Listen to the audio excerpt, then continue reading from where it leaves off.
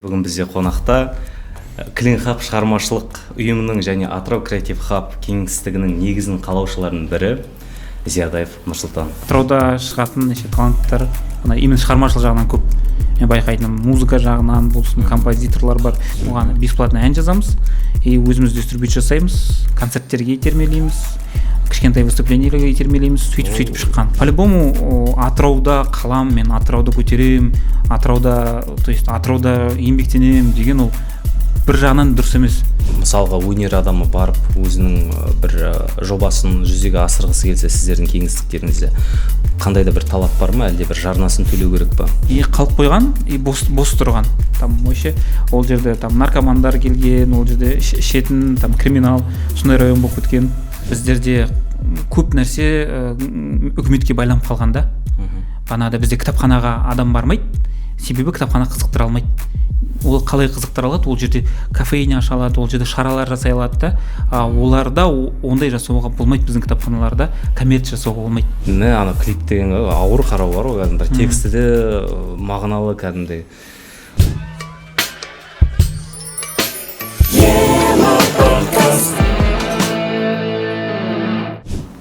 Амандасып сөйтіп бастаймыз ба?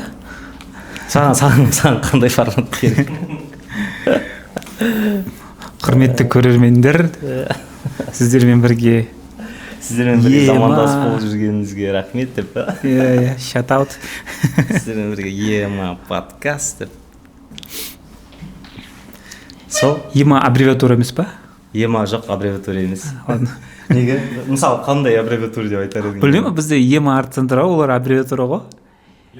Да? Жоқ, Йор, короче, аббревиатура. Жоқ, ол ойердегі ема, ол біріншіден латиницамен жазылады, Y арқылы. Екіншіден А онда екеу. Бізде кириллица, бірақ А бізде үшеу. Жергілікті сленг бағасын солай атауды жөн көрдік қой. Бірақ та осы ема подкаст деген атауға ең басында кәдімгі хейт көп келді. Не әңгіме ол деген сияқты бар ғой. Басқа бір атау таппадыңдар ма, бір Атырау подкаст, Батыс подкаст деген сияқты. Қандай ат қойсаң да өйтіп, по-любому хейт келе ма? Хейт келеді. Оның үстіне негізі жалпы республикада, елімізде подкаст көйіп кетті. Бірақ та әлі күнге дейін біздің өңірде ондай көп подкаст шығып жатқан жоқ. Шықса да көп ұзаққа бармай жауып қалып жатыр. Тұрақты подкаст жоқ. Тұрақты подкаст жоқтың қасы. Бар енді бір подкаст бар, тұрақты түрде шығып тұратын, бірақ қазір соңғы кезде шықпай қалды. Бистің шайы деген қателеспесем. Кімді? Гүлназардікі, МРЦ-нікі. Атырау жастар ресурсы орталығының жанынан ашылған сондай подкаст. Ал біздің подкаст не ғой? Жеке меншік деп айтуға болады, өйткені өзіміздің жеке қаржыландыруымызбен жүзеге асырып. Тәуелсіз деп айтқан дұрыс болар. Тәуелсіз подкаст. Еркін подкаст, да? До поры до времени ғой, біреу келіп, енді қой жігіттер не әңгіме бар деп тасалды. Солай. Қалай жалпы өзіңе ощущение, атмосфера ұнап отыр ма? Күшті, маған қызық болды, қай жерде түсірілетіні, қалай түсірілетіні. Оған дейін сен басқа шығарылымдарды көрдің ғой біздің? Көрдім ғой, мен көрдім. Толық қарағаным болмаған сияқты әлі, бірақ Инстаграмнан көрем, рилстарды, анонстарды. Сол кезде мен виртуозды екен білемін, бірақ локация өзгеріп тұрғасын ойлайтыннен қалай, қайда деп. Сол қош келіп отырсың. Рахмет. Армысыздар, құрметті көрермендер, біздің каналымыздың тұрақты жазылушылары. Бүгін бізде кезекті шығарылым, және бүгін бізде қонақта Clean Hub шығармашылық ұйымының және Атырау Креатив Хаб кеңістігінің негізін қалаушыларының бірі, қаламыздағы және жалпы өңіріміздегі ең белсенді жастардың бірі деп айтсам қателеспеспін, Зиядаев Нұрсұлтан. Нұрс бауырым, қош келіп отырсың. Рахмет, қош көрдік. Осы енді бүгінгі біздің шығарылымымыз өте әңгімеге толы, түрлі тақырыптарды қозғайтын, сондай жақсы қалай әңгіме құрайтын деп па, сондай бір шығарылым болады деген сенімдемін. Мен де сөйтіп ойлаймын, үміттенемін. Ең алдымен саған ондай сұрақ қойыншы, Нұрсұлтан Зиядаев деген кім? Өз-өзіңді былай таныстырып өтсең. Смотря кім сұрап тұр десең да. Біздің көрермендер сұрап тұр. Вообще негізі көпшілікке енді өзімді немен айналысасың деген сұрақ сұраққа жауап беру қиындау, и кімсің дегенге мен көбінесе ұйымдастырушымын, продюсермін деп айтамын. И ары қарата сұраса уже ары қарата жауап беремін. Негізі сол сұрақтан бітеді. Негізі кейбіреу түсінер, кейбіреу түсінбес, әркім әртүрлі таниды. Иә, достар, айтпақшы, біз подкастымыздың негізгі бөліміне көшпес бұрын бірден айтып кететін жайымыз бар. Жалпы біз байқаймыз, біздің подкастымызды қарап тұратын жандар көп, бірақ та көбінесе жазылмай қарайды екен. Сондықтан достар, біздің каналымызға жазылуды ұмытпаңыздар. Жаңа шыққан видеоларымызды жібере алмау үшін подписаться, яғни жазылу деген тетікшені басуды да ұмытпаңыздар. Сондай-ақ біздің шығарылымымыз ұнаса, лайк басып, әрі өз пікірлеріңізді тастап кетіңіздер. Себебі әрбір пікірлеріңіз біздің шығарылымымыздың әрмен қарай рекомендация шығуына өзінің септігін тигізеді. Сондай-ақ достар, біздің шығарылымымыз, әр подкастымыз осы виртуоз өнер мектебінің ішінде түсіріледі. Осыған орай біз өзіміздің бауырымыз Бедетов Нұрсұлтан бауырымызға көп-көп алғысымызды айтқымыз келеді. Нұрс, рахмет көп-көп. Рахмет жасқа. Енді екінші Нұрспен әңгімемізді жалғастыра берейік. Сол енді жалпы қалай, сен осыған дейін басқа подкасттарда болып көрдің ба? Подкастта болдым, подкаст түсірдім, и біреуге де подкаст түсіргем. Ол қалай сонда біреуге де подкаст түсірген? Заказ ба? Иә, бізде менде продакшн вообще команда болды, вообще продакшнда жұмыс жасадым. Сол кезде көп келетін болды, мен подкаст жасағым келеді деп, анадай әртүрлі тематикада, мысалы футбол тематикасына түсірдік, былай да күнделікті өмір жайлы вообще не подкаст ойлар болды. Бірақ енді подкасттың ең минусы банағыдай тұрақтылық жоқ қой. Подкаст көбі мақсат қояды, мен подкаст түсіремін деп бар ғой. Түсіресің ғой, оны монтажын жасау керек, ары қарата шығару керек, қалай маркетинг жасау керек, ол жағын ойламайды да. И көбі түсіреді, содан кейін қалады. Сол монтаж жасауда негізі оңай емес. Сол біздің әрбір шығарылымымызда тым жақсы подкастымыздың тым жақсы монтаж жасап жүрген Әлішер бауырымызға да көп рахмет айтамыз. Ол біздің видеограф. За кадром отыр еще. Кстати, Әлішермен де сіздер жалпы Клинхабта, одан да бөлек басқа жобаларда бірге түсірілімдер жасайсыздар. Иә, мен Әлішерге сенем. Әлішерге қалай үлкен жобаларды сеніп тапсыра аламын, съемкаларды. Ол енді бізде бірнеше фестивальда түрген, прям целый продакшн команданы басқарған. Жалпы продакшнды басқару қалай? Оңай ма, қиын ба, өзінің нюанстары бар ма? Қиын, негізі қиын, потому что әр жұмыс сияқты, негізі адамдармен жұмыс қиын ғой. Неше түрлі адам болады, олардың банағы қалай өмір сүру ритмдері әртүрлі. Енді олар көбі фриланста жүреді, көбі андай қалай түнде жұмыс жасайды, көбі Қытай графикпен келіспейді деген сияқты. Бірақ мықты Атыраудан мықты видеографтар, операторлар көп шығады негізі. Басқа подкастта бір айтқаным бар тоже, не деп, Құлсарыда какой-то феномен болған бір жылдары. Неге Құлсарыда түсінбеймін бар, неге Құлсарыда соншама көп жақсы операторлар, жақсы видеографтар шығады. Иә, мойындау керек. Мен университет оқып жүрген кезде сөзінде бөлейін. Неде Алматыда мысалы бірнеше құлсарылық мықты операторлар жұмыс істеп жүрді. Кәдімгідей үлкен жұлдыздардың клиптерін түсіріп жүрді, монтаж жасап беріп жүрді. Сол қайдан шыққан бір құбылыс, соны қайдан кім айта алады екен? Егер сіз білсеңіз, осы комментарий жазып кетіңізші. Құлсарылықтар бар ма, операторлар? Жалпы құлсарылық көрермен көп сияқты. Иә. Күшті. Вообще негізі Атырауда шығатын неше таланттар, именно шығармашылық жағынан көп. Мен байқайтыным, музыка жағынан болсын, композиторлар бар. Бұрынғы ескі школаның адамдары, музыканттар мықты Атырауда. Олдскулдар, иә, олар ше. Осы жерде біздер кеш өткен біледі, джем сешн музыкальный. Сол кезде осы Атыраудың үлкендері келіп не жасаған, джем деген андай қалай фристайл сияқты ғой, инструменттермен. И өте күшті өттік, американский джаз сондай не болды, кабактарда сондай сол атмосфера болды. Кім бес па? Муслим аға болған. Иә, Муслим аға болды, қасына достары болды. Күшті. Ал енді Клинхаб туралы сөйлессек, ол жалпы қайдан шыққан идея, ол кім бастады? Өзің тұрдың ба ең басында сол идеяның? Жоқ, Клинхаб біздің үлкен болғанда, енді бірнеше адамның қауымдастығымен, бірнеше адамның болсай бір уақытта қалай в нужном месте в нужное время кездесіп қалған сәтінде туған нәрсе. Жалпы мен өзім ұйымдастырушымын, ұйымдастырушылықта жүрдім, корпоративный сегментте, бізде нефтяной компаниялар бар ғой, сол жақта жүріп шаршадым бір кездері, маған шығармашылық жеткен жоқ. Сол кезде манағы тоже достарым бар, ұйымдастырушы басқа жақта жүрген, Ерболат, там Жазира, Әлшер, Руза деген сияқты, Кенжебек, солардың барлығын жиналдық та айттық, типа бірдеме жасайық деп. Сол кезде бірінші квартиринг жасаған болатынбыз, шығармашылық. Так, квартирник деген кәдімгі пәтерде отырып? Жоқ, сол форматта, бірақ бізде Мейз деген антикафе болды. Кезінде болды. Ана Жылғарда жақта. Иә. Сонда сол жерде Ерсұлтанды, сол жерде Айдынның өлең айтатын сол жерде білдім. Қазіргі Клинхабта бар адамдардың көбі сол жерде таныстық, сол жерде жиналдық. Атырауда қандай активный жастар бар, то есть өзіміздің қолдастарымыз, КВНщиктер бар, ішінде видеографтар бар, блогерлер бар, келді, сол жерде таныстық, араластық, сондай кеш болды. Потом оның жалғасы тапқан жоқ, себебі карантин келіп соқты. Карантиннен бітерде сол кезде Айдынның студиясы бар, Қаржауыш 21, Қызыл студия, 8 квадратный метр. Иә, сондай құтақандай ғой, 2-4 студия, сол жерге біз 12 адам түседі максимум. Так, 8 квадратқа 12 адам, сонда бір адамға 1 квадраттан аз дейсің ғой? Тығыз отыратын кез.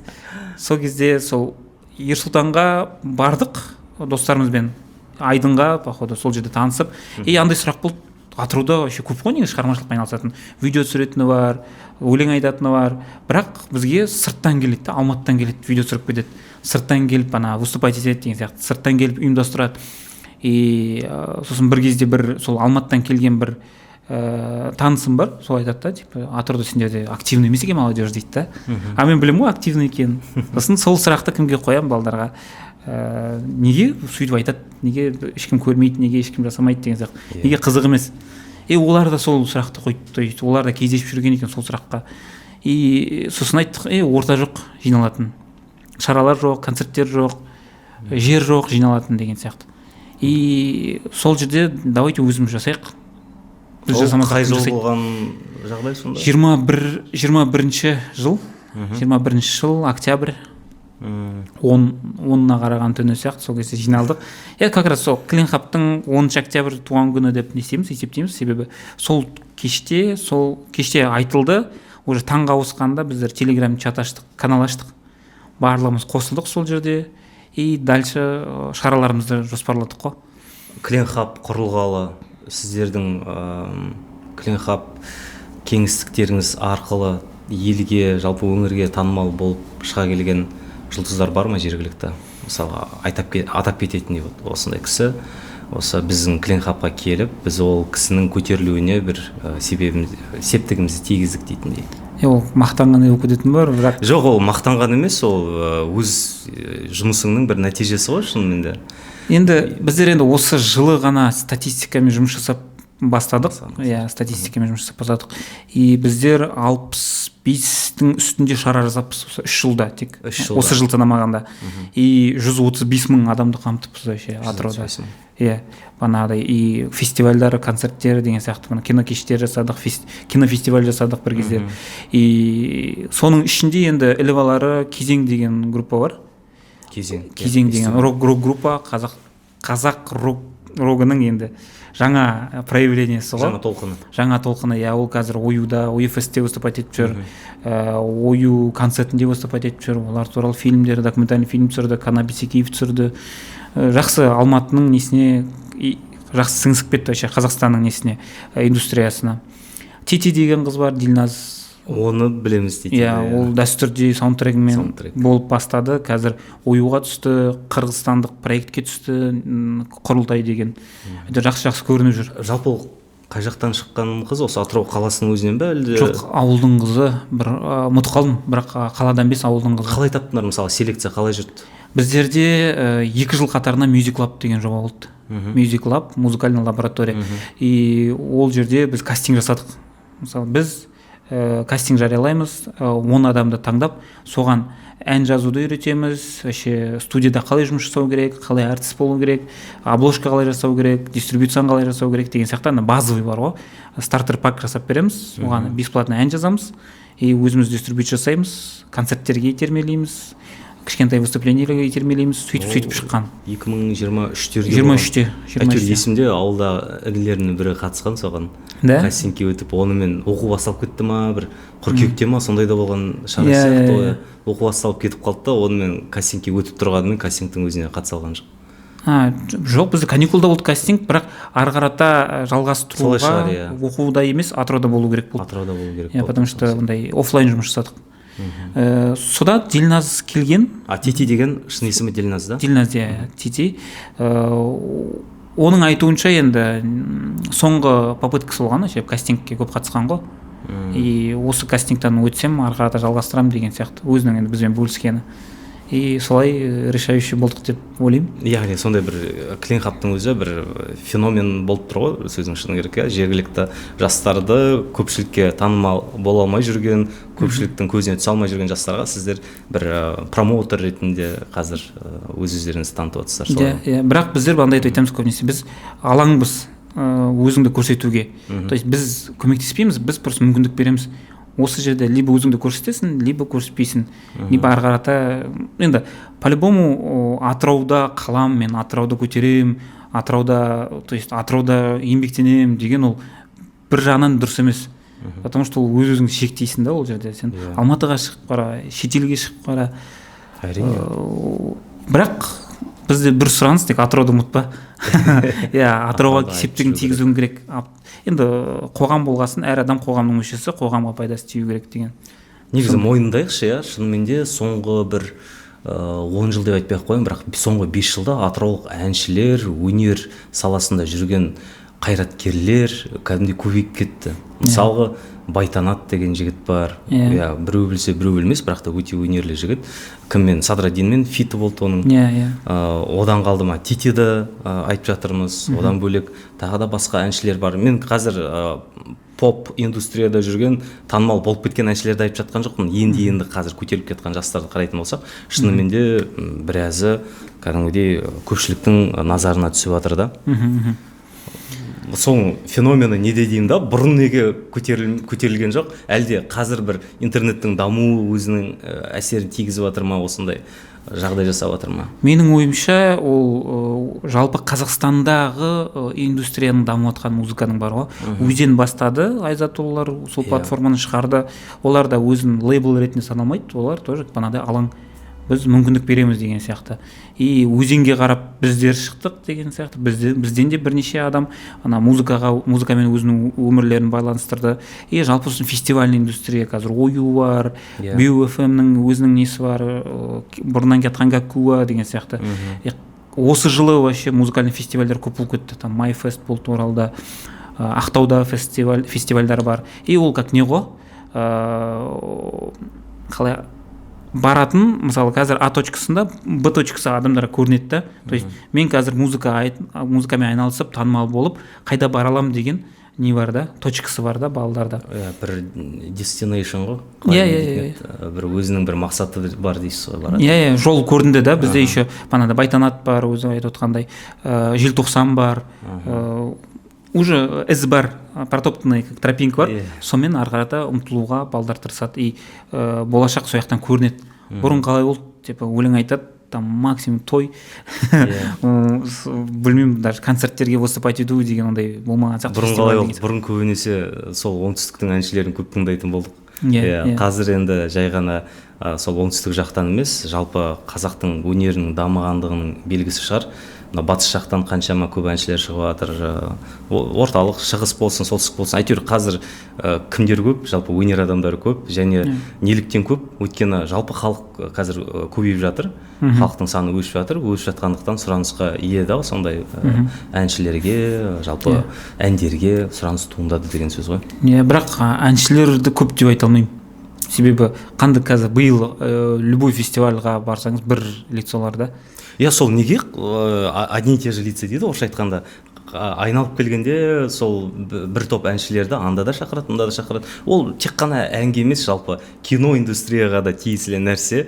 Ана киноны қарайсың, Жанбай Жанбаев, мына киноны қарайсың, Жанбай Жанбаев. Айналып келгенде бір 20 шақты әртістерді сала береді да жобаларға.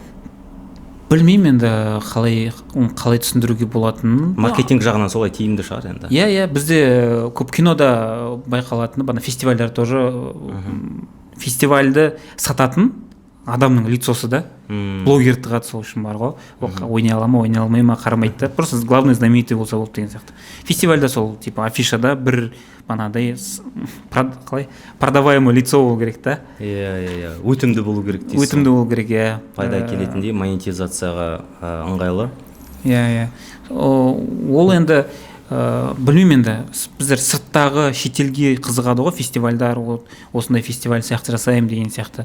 Бірақ оның ішкі нүктесі бар, каждый фестивальдің өзінің несі бар ғой, философиясы бар, өзінің идеясы бар. Адамдар ол көп жағдайда әртіс үшін емес, банадай сол фестивальдің фанаттары болады да.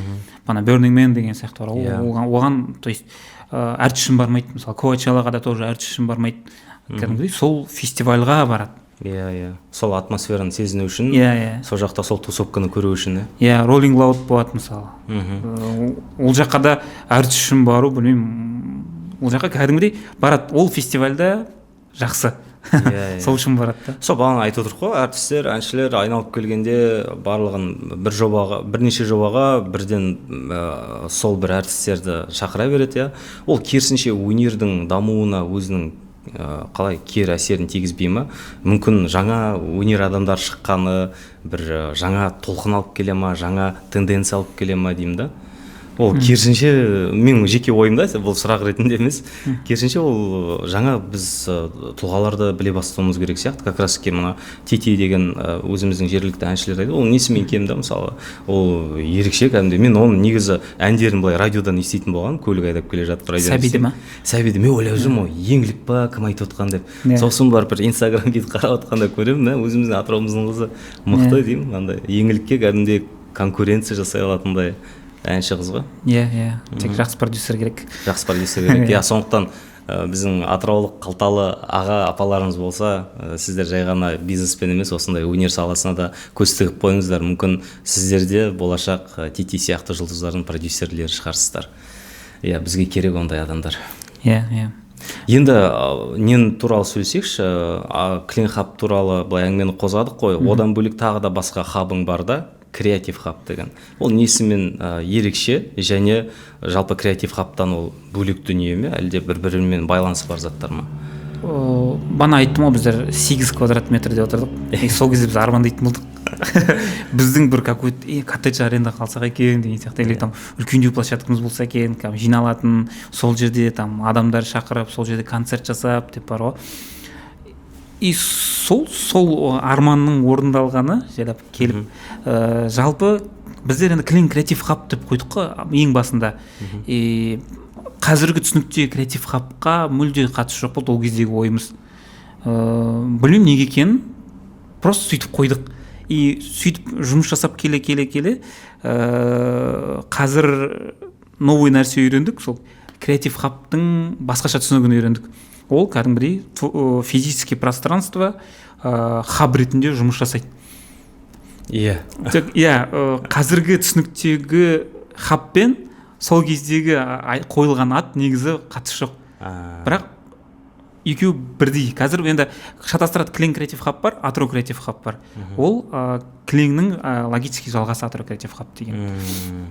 Ол физический пространство дейміз, кеңістік.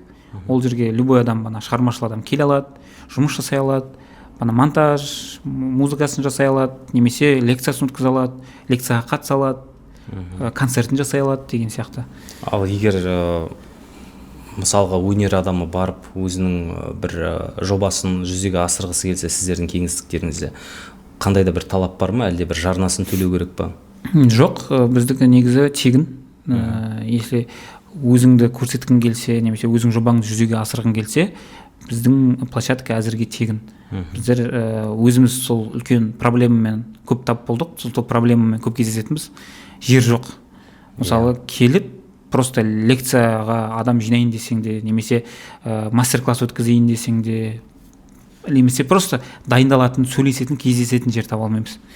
И соны жүзеге асырдық. То есть өзіміздің бойдан шыққан нәрсе ол көпшіліктің де несінде бар екен. То есть күнделікті өмірде кездесетін проблемалардың бірі сол жер жоқ. Соны шешкен жолымыз осы. Оны жерді сіздерге біреу беріп жатыр ма, әлде өздеріңіз таптыңыздар ма? Иә, біздер енді не істегіміз келді, өзіміздің қаражатымызбен жасағымыз келді, бірақ ол енді үлкен шығын, аренда төлеу, кум услугасы бар, іштің тазалығын ұстау керек деген сияқты. Сосын әртүрлі шешімдер, әртүрлі варианттар қарадық та, енді қазір біздер әкімшілікпен жақсы жұмыс жасаймыз, Атырау облысының ішкі саясатымен, именно соның ішінде. Соларда жақсы грант шыққан екен, осындай креатив хаб ұйымдастыру деген. Соған қатысып, соны ұтып, соның ақшасына біздер осындай жер аштық. Жалпы ненің Атырау облыстық акиматының жанынан көптеген жобалар қазір іске асырылып жатыр, жастарға қатысты. Соның ішінде сіздердің бір жобаларыңыз бар ғой, Лондонға барып келген деген. Ол не жоба, жалпы қалай қатыстыңыздар, қандай талаптар болды ол жерде? Оған мен сенген жоқпын, шыны керек. Просто қарадым, Лондонға апарады екен деп бар ғой. Типа, неужели Лондонға апарады?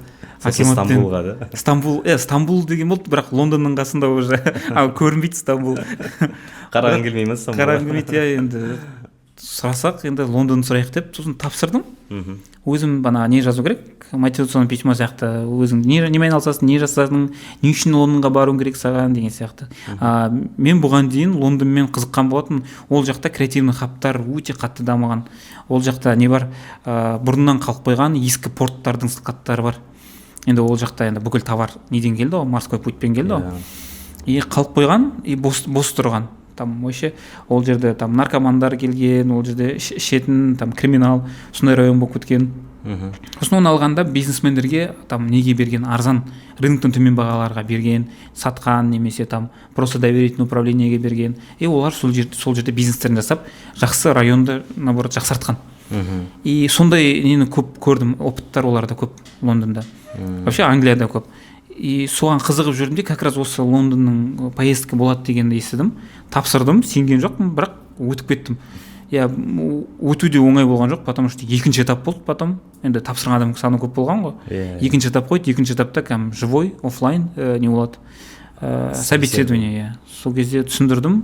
Сосын андай қызық сұрақтар қойды, типа сен Лондоннан келгеннен кейін қалада не өзгереді дейді. Айтам, білмеймін не өзгеретінін, бірақ мен осындай миссиямен кетіп жатырмын.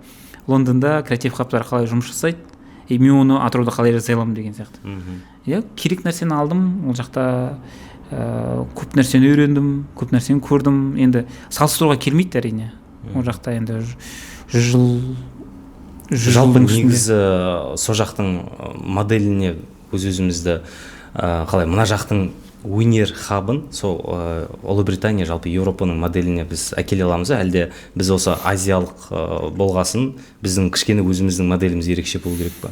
Біздікі ерекше болады, по-любому ерекше болады, потому что ол жақтың білмеймін қалай айтсам болады, қандай адаммен сөйлессең де, былай айтайыншы, жалпы бізде қалай, біздің өзім право қалай, құқығымыз бар да, денсаулыққа бізде деніміз сау болу керек. Сол үшін бізде медицина қарастырылған, бесплатно деген сияқты страховка бар. Сосын безопасность, қауіпсіздігіміз бар. Ол үшін бізге бесплатно полиция қызметкерлері бар, бізде тәртіпті қарап жүретін тәртіп сақшылары. Сосын бізде право на обучение бар, то есть білім алуымыз керек. Бізде обязательно білім бар. Лондонда байқаған төртінші ол мәдениетке құқық. Мәдениетке құқық? Иә, ол да музейлер бесплатно, қалада ескерткіштер, әртүрлі мәдени шаралар көп болады, театрлар қатты үлкен неде дамыған. И кішкентай кезінен бастап оларды мәдениетке үйретеді. Жалпы мәдениетке бір-бірімен қалай сөйлесу керек, қарым-қатынас қандай болу керек, сол мәдениеттен де басталатын шығар. Иә, сол театрда өзін қалай ұстау керек, кинотеатрда қалай ұстау керек, музейге қалай бару керек деген сияқты. Даже қоғамдық өмірде басқаша да. Біздер енді автобус күтіп тұрық, сосын бүйтіп автобусқа мініп жатырық қой, и қарасақ автобусқа очередь былай тізіліп тұр да адамдар. Мысалы бір 20 шақты адам тізіліп тұр, ұзын очередь. бізге ол как шок болып тұр ғой, типа бізде автобусқа қалай болса солай мінеді ғой адамдар. Ит ерсіп дейсің, бір-біріне үлкен кіші қарамайды дейсің. Иә, просто ол жерде ешқандай регулировка ештеңе жоқ, ешкім бақылап тұрған жоқ, очередке тұрғызып тұрған жоқ та, или кіргізбей жатқан жоқ. Просто адамдар подсознательно уже тұра салды. Неме автобустың оң жағынан барған жоқсыздар ма сіздер? Ол болды. Иә, біз басқа жаққа кетіп қалдық. Иә, басқа. Еще автобусқа без очереди міндік. Еще басқа жаққа кетіп қалдық. Иә. Сол айтайын деген, ол жақта право ана культура бар. И музейлердің, мысалы Тейт Модерн деген музейге бардық. Ол ендігі современный искусстводағы әлем бойынша ең передовой музейлердің бірі. Ол жақта мықты енді көріп жүрген нелер бар, экспозициялар бар, банағы көрме картиналары бар да, әлемдік деңгейде танымал нәрселер сол жақта тұр, бесплатно. Барлығына тегін ба, ол сырттан келген қонақтарға да өздерінің тегін? Абсолютно. Бридж банағы әлемдегі ең үлкен музейлердің бірі ғой, британдық музей бар. Ол жерде банағы мумиялар жатыр, саркофагтар жатыр, банағыдай үлкен статуялар бар ғой, тас. Иә. Қай жақтан? Стоунхедж ол и так ашық тұрған далада тұр ғой. Мынау вообще басқа не. Енді Британия енді бүкіл почти жарты әлемді басқарып отқан ғой, енді сол жақтан нелерді көп нәрсені алды, көбі ұрлады дейді да, енді сол жаққа британдық музейге қойған. И соған доступ ашық, мысалы бесплатно. Сол себепті қазір оларда сондай бір мәдениет қалыптасқан дейсіз ғой? Иә, мен сөйтіп ойлаймын. Жақсы. Айта кететін, сосын ол жақта енді ненің отаны? Гарри Поттер, білесіз, Гарри Поттердің отаны. Гарри Поттер. Көрген жоқпын. Иә, мен оны жасыра алмаймын бар ғой, бірақ та мен үшін әлі бір жабылмаған гештальт. Гарри Поттердің көрген жоқпын дегенде бірінші бөлімін көрдім, сосын ар жағы білмеймін көп аса мән беріп бүйтіп қарайтындай қатты жалайынды болған жоқ. Осыны айтқанда кәдімгі бәрі таңғалады, қалай ол сонда Гарри Поттерді көрмеу деп. Көру керек еді соны. Не кедергі ол жер жалпы? Просто іштей не ма или просто уақыт жоқ па? Просто уақыт жоқ деп айту өтірік болар, өйткені мен басқа да киноларға уақыт табамын ғой. Білмеймін, да Гарри Поттер андай өзіме тым фантастический деп айтсам қалай болады, білмеймін. Сондай форматтағы фильмдер маған көп аса өте бермейді екен. Мана Голодные игры деген бар, онда дұрыс көрген жоқпын. Тағы да басқа. Властелин колец мен көрдім, бірақ дұрыс түсінген жоқпын. Хоббитті көрген жоқпын мысалы. Қызық. Және кинолар туралы бөлек сөйлесерміз, бөлек әңгіме ол. Мен кішкене достарым айтады, сен вообще кинодағы вкустарың біртүрлі деп бар. Артхаус не дегенге кәдімгі көп мән беремін кәдімгі. Андай көбінесе философский кинолар болады ғой. Я научный фантастиканы мысалы бар ғой, ғылыми фантастиканы. Интерстеллар, Товарищ, Начало, Исходный код деген сияқты. Сондай жанрда кинолар ұнайды. Мына тым фэнтези жанрлар өзіме көп өтімді емес. Оны негізі балалық шақта қарау керек болған болатын. Солай шығар. Мен балалық шақта көп кино көрмеппін. Да? Иә, мен балалық шақта көбінесе не ғой, шоу бағдарламалар, сосын спорттық сайыстар, футбол, олимпиада деген сияқтылар көп көретінде, киноны былай тиіп қашып қарайтын болдым. Телевизияда көрсеткен нәрселерді көп естимін. Иә, мен андай кассет сатып алып, там аренда кино қарау деген ондай басымнан көп өткен жоқ. Тек бергеректе әбден ғаламтор дамығаннан кейін барып интернеттен, пиратский сайттардан қарап бастадық қой көп киноны. Сол енді Гарри Поттер туралы сенің әңгімең үзіліп кеткен сияқты, айтып өтпеші. Иә, ол жақта солардың отаны да қызық. Жалпы олар да кішкентай нәрседен басталған. И білмеймін енді қоғамның поддержкасы ма, үкіметтің поддержкасы ма екен, точно білмеймін, бірақ осындай үлкен неге айналып кеткен да, туристер шақыратын нәрсеге айналып кеткен. Мысалы Лондонға чисто Гарри Поттердің фанаттары, Гарри Поттер үшін баратын адамдар бар. Банағы Роулингтің отырып кітап жазған жері, Роулингтің жүрген басқан жерлерімен жүреді, банағыдай неге барады, банағы Гарри Поттердің түсірген студиясына барады, там Warner Bros. Съемочная площадка. Иә. Warner Brothers американский компания емес па? Бірақ Лондонда, Британияда нелер қалған, площадкалар? Иә, бір кішкентай қалашық болған, сол жақта бір продакшн болған, шағын. И сол продакшн студияны сатып алып, сол жерде түсіріп бастаған. Кішкентай нәрсе, қазір ол жер әлемдегі кино бойынша, киноның несінде базасына құрылған ең үлкен музейлердің бірі. мысалы Гарри Поттер үшін барады ол жаққа. Иә, енді Ұлыбритания мен мына өзіміздің өңірді былай салыстыруға әзір ерте сияқты. Тем более Атырауды, иә. Тем более біздің жақта өкінішке орай. Бірақ та енді өзіміздің де мақтануға тұрарлық басқа да объекттеріміз бар. Мына тұрған Сарайшық, мына жақта Ақкегершін деген жерлер бар, көп қой. Бірақ та сұрақ қандай да, неліктен ол жергілікті халықтың өзіне сұранысқа ие емес та? Көп мысалы білмейтін шығар, мүмкін жарнама дұрыс істемейтін шығар деген сияқты. Өзің ойың қалай, мысалға не істеуге болады? Мысалы сен өзің Британияға барып келіпсің ғой, бір өзің бір көрдің идеяларды, мүмкін басыңа ойыңа жақсы идеялар келген шығар. Қандай бір түйінге келдің? Мен ойымша ол просто қалай майндсетсың нәрсесі сияқты. Сөйтіп көрдім мен.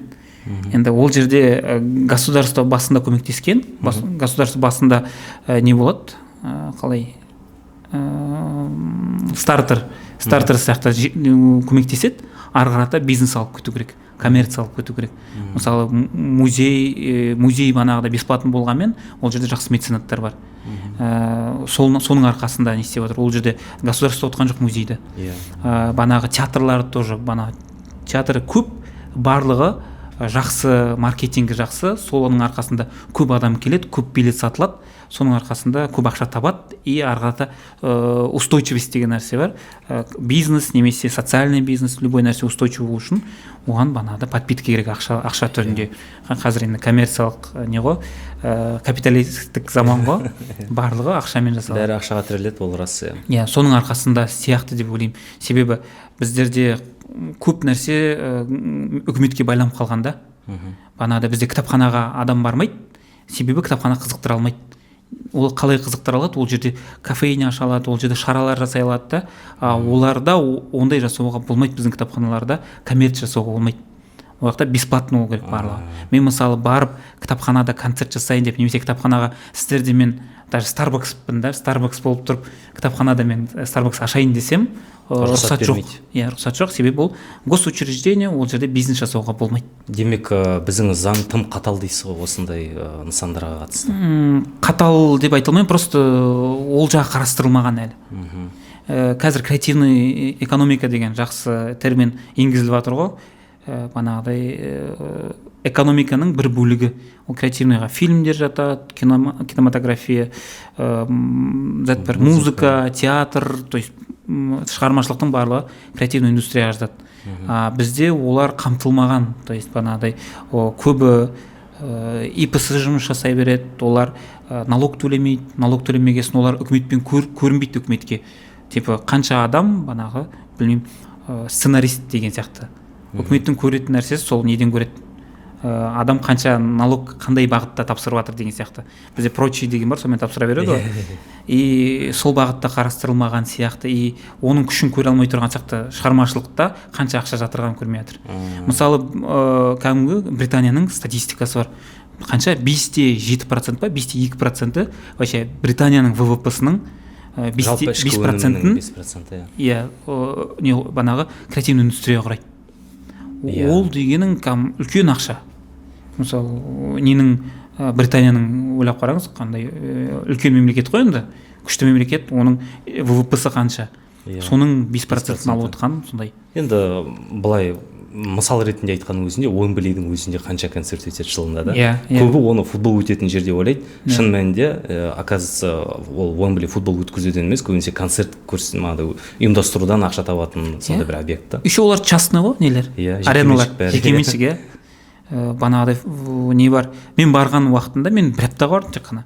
Соның өзінде Лана Дель Рейдің концерті болып кеткен, Билли Айлиштің концерті болды, и біз кеткеннен кейін, бір күннен кейін ба, Кендрик Ламар мен Цзаның концерті болды. Сол Уэмблиде? Жоқ, неде, вообще Лондонда, тек қана Лондонда. Еще үш түрлі аренада сияқты. Иә, ол енді бұл жерде қараң, енді жергілікті халықтың жағдайына байланысты ғой. Ол жақта төлей алатын халықтың жалпы үлесі көптеуде, сондықтан сұраныста ие болады. Біздің жаққа мысалға келді, кімдер келіп жатыр? Дженнифер Лопес келді, Backstreet Boys келейін деп жатыр. Жалпы жыл 12 ай қарайтын болсақ, алдағы уақыттағы календар кәдімгідей забиты да болар атса. Астана аренада, Қайратта орталық стадионда, бірақ та билеттің бағасы біз үшін кәдімгідей қымбат көрінеді. Бірақ та оны Еуропадағы бағалармен салыстырсақ ондай қымбат емес та. Демек біздің кішкене жағдайымыз әлі жетіңкіремейді да ондай әлемдік жұлдыздарды қарсы алуға. Менің ойымша инфраструктураны көбейту керек, потому что бізде неге қымбат билет, концерт жасау қымбат. Иә. Біздерде банағыдай мысалы Лопесте Астанада көшеде істеген сияқты, көшеде вообще сахна құрған сияқты да. Кім?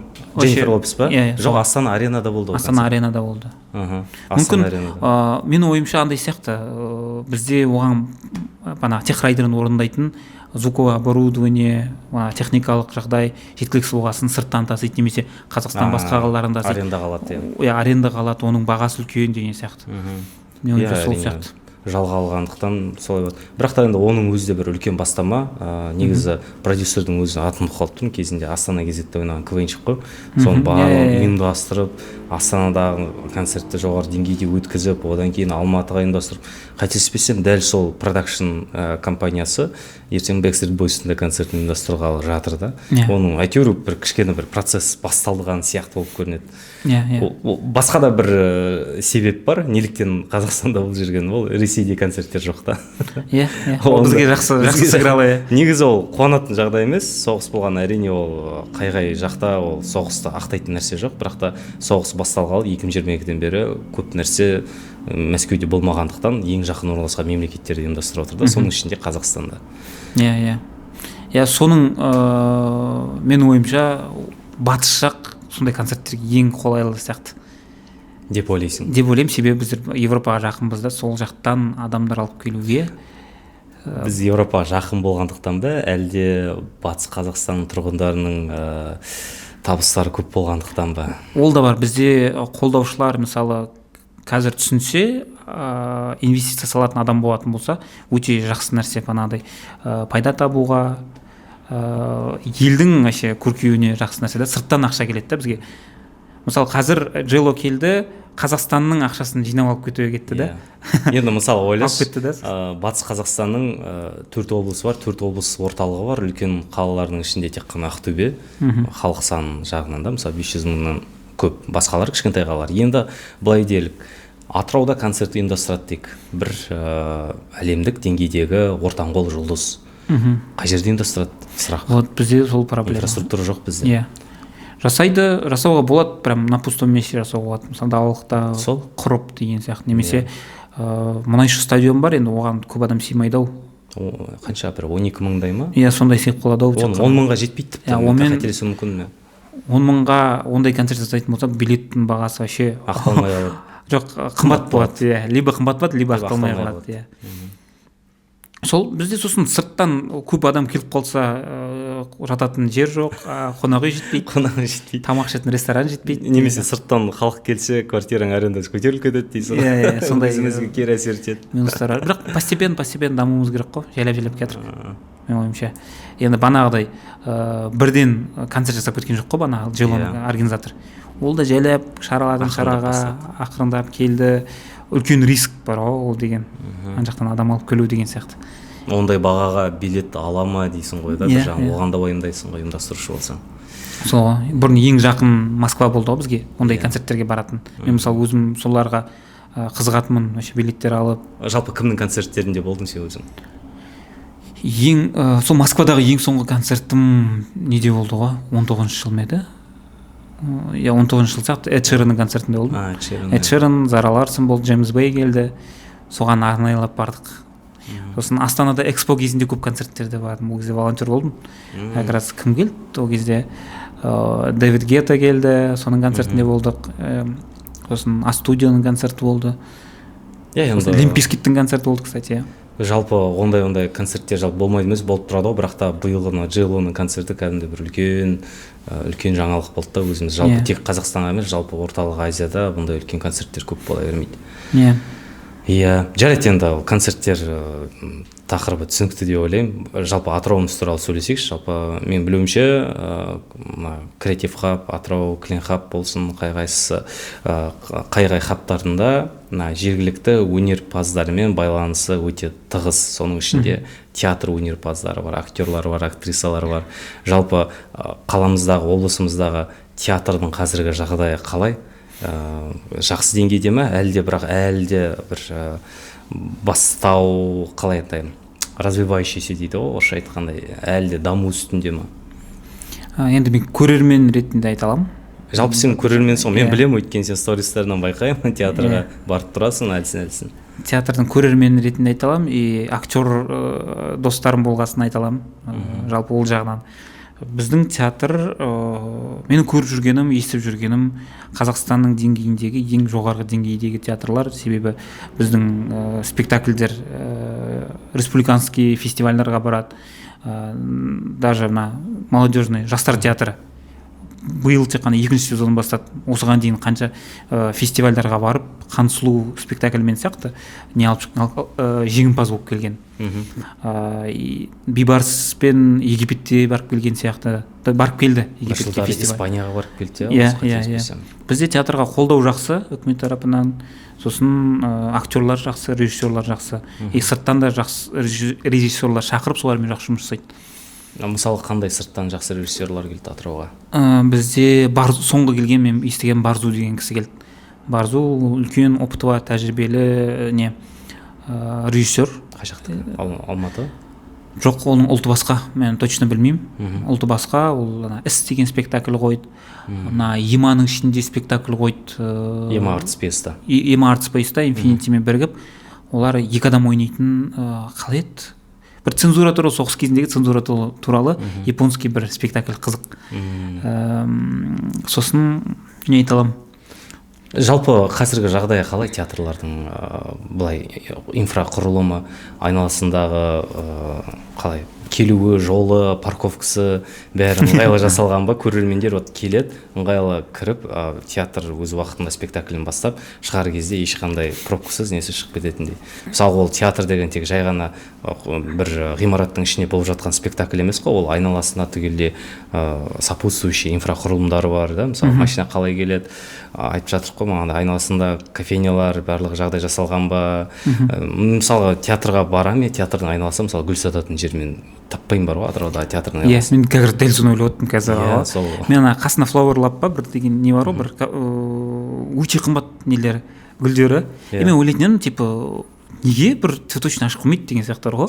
И даже спектакльдерге қаншама гүл келіп жатады да, жақсы пайда ғой анау деген. Конечно, иә. Ана Атыраудағы, Алматыдағы Мұхтар Әуезов театрының қасынан өтсеңіз, кәдімгідей гүл сататын неле бутиктер толып тұр да. Роддомның қасында қанша не да, мысалы да, мен вообще гениальностьна таңғалдым да. Мықты. Роддомға келетін адам не үшін келеді, да, бала шығарып алу үшін келеді, құттықтау үшін келеді. Сол жерден гүл сатып алады, торт сатып алады, банағы қасында еще детский одежда бар.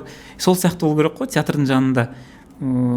театрдың жанында банағы не бар, гүл сататын нәрсе, еще ондай беруге ыңғайлы, немесе там білмеймін, актерлар енді ауыспайды ғой, қалай жиналған тұрақты актерлар ғой, мүмкін солармен бірігіп бірдеме жасауға болады, дайын тұрған актерлар тем более. Сол мен бір спектакльге кәдімде асығып бара жатқан, енді сол спектакльде Алматыдан келген дос баламның інісі актер болып келеді, енді бір сыйлық жасайын деп енді бірдеңе іздейін десең айналасынан ештеңе таба алмайсың бар ғой.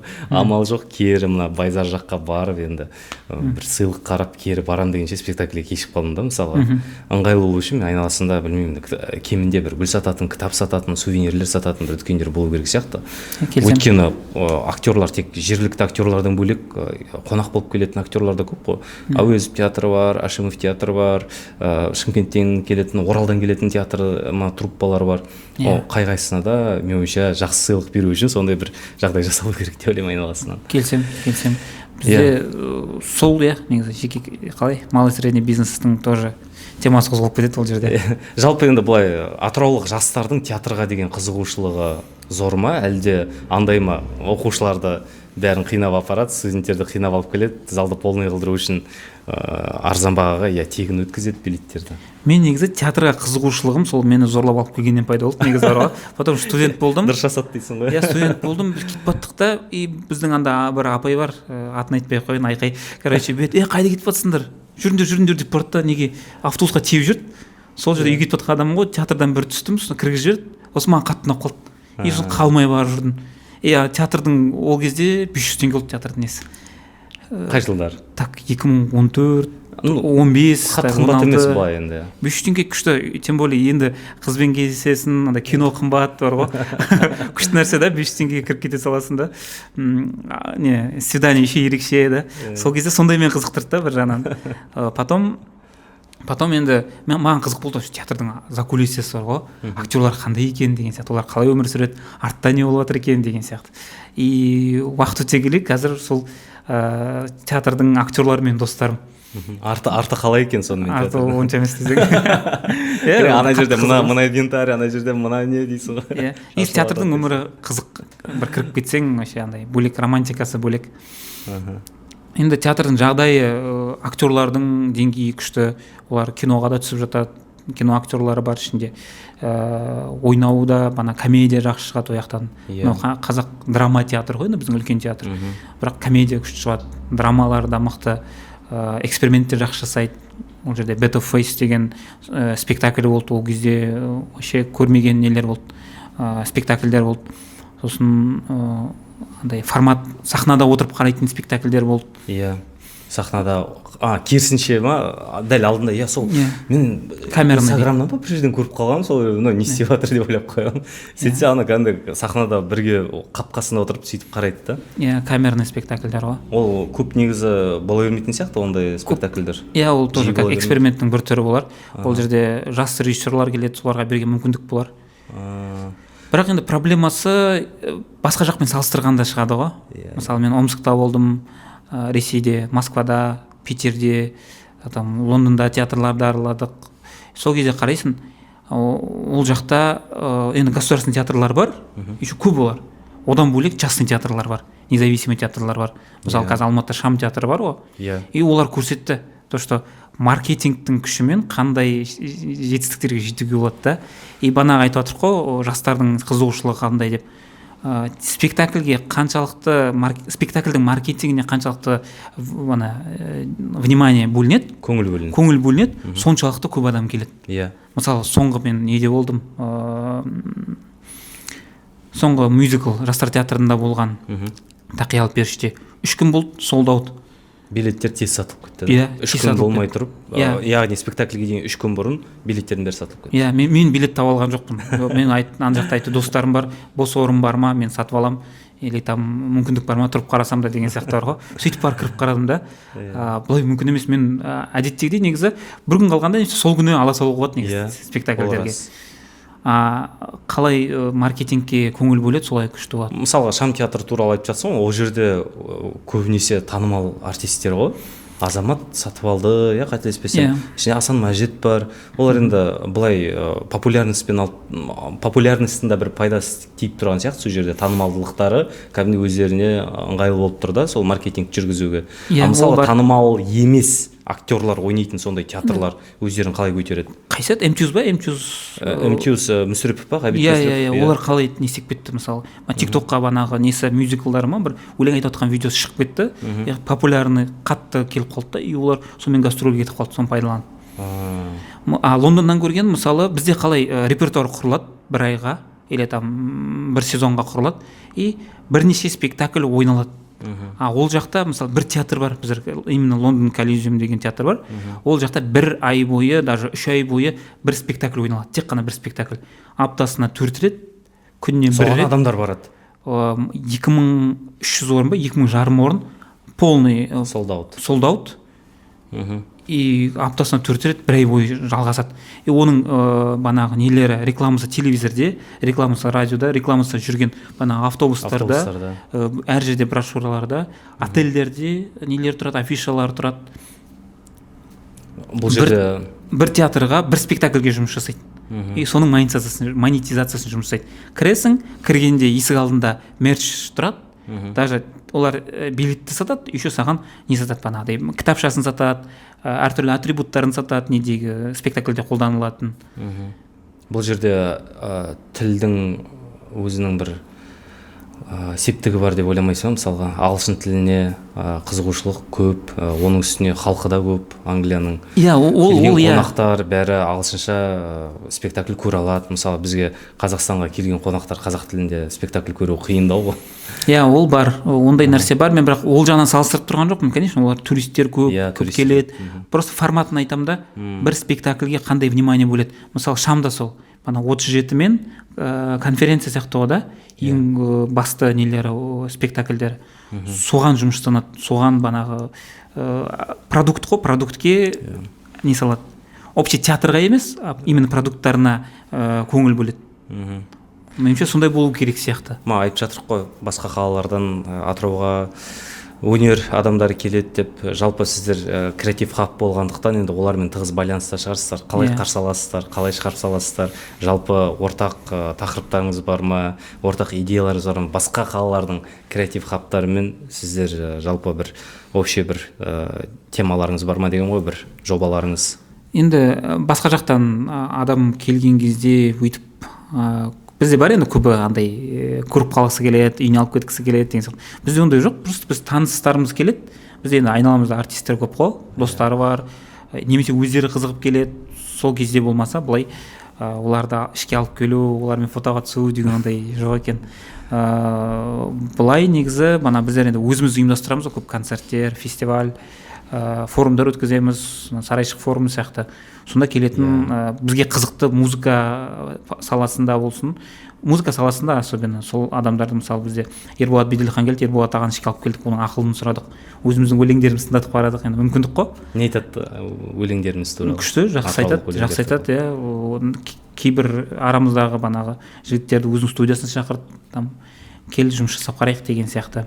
Кезінде бір атыраулық жігітті алған ғой өзіне. Эзиді алды. Бізде қонақта болды. Егер Эзимен болған подкастты әлі көрмеген болсаңыздар, қазір мына жерге сілтемесін шығарамын, сол жерден Эзимен болған подкастты қарасаңыздар болады.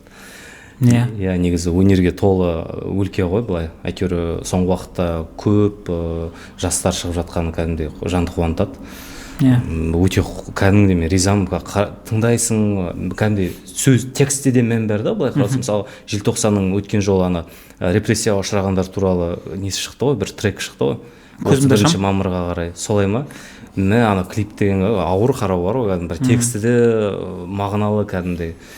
Желтоқсан ең басына шыққан кезде менде де қатты, енді бұл кезде үйреніп қалғанмын ғой, андай рифмаға, андай качо өйтіп отыратын, андай текстіне қатты ойланбайтын. Желтоқсан тыңдадым, басына түсінген жоқпын. Бұл қалай музыка ма, рэп па деген сияқты.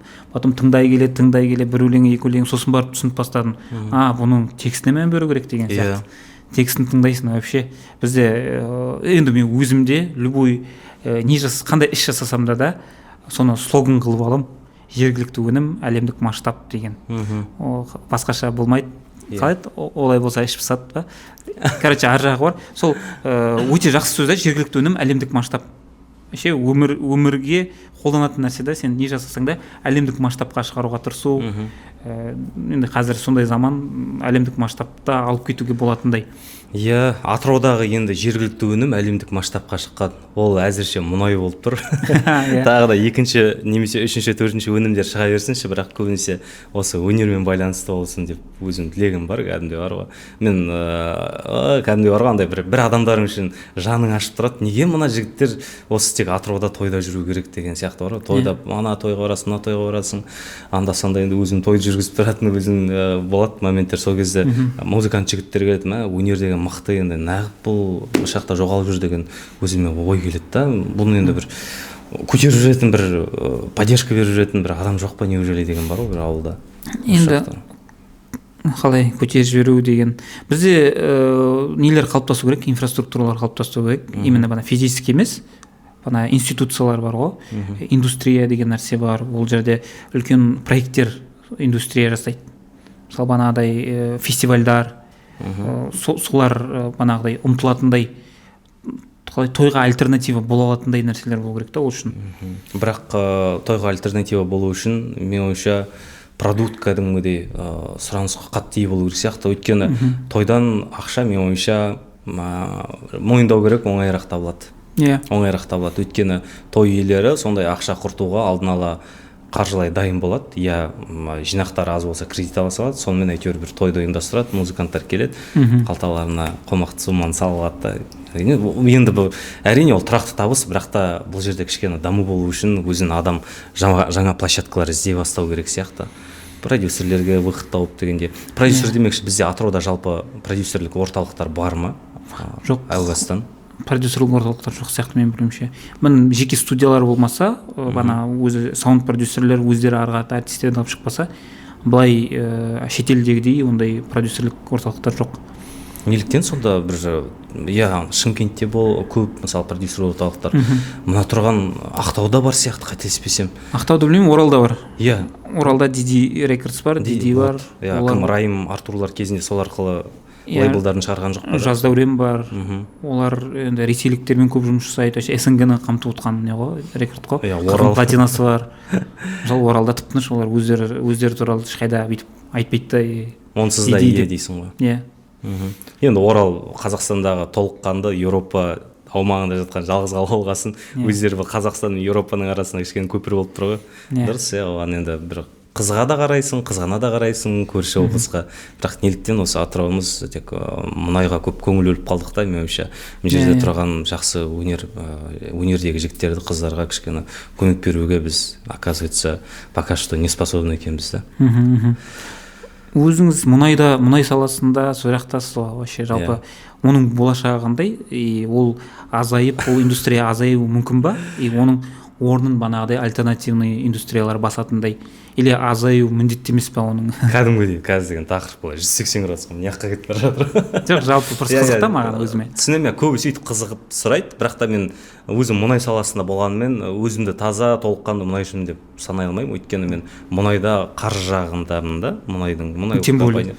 Иә, қаржы енді. Мұнай индустриясы. Иә, ішкі қалай андай ішкі кухняны түгелдей айта алмаймыз ғой, бізде конфиденциальность деген бар, біз сол үшін қол қоямыз. Бірақ та менің естуімше біздің заманымызда, біздің өмірімізде әзірге мұнай болады, әзірге жеткілікті. Бірақ та ол қай уақытқа дейін сұраныс табады, бағасы қаншалықты болады, баррельмен алғандағы бағасы, цена за баррель дейді, ол құлай ма, өсе ма, ол түсініксіз нәрсе. Мынау әлемдегі болып жатқан соғыстардың көпшілігі де осы мұнай мен мұнайдың экономикасына тығыз байланысты нәрселер да, мысалға. Ол құдай сақтасын, соғыс болмай қойсын, бірақ та бейбіт заманда да Қазақстан өзінің мұнайын жақсы өткізіп жатыр.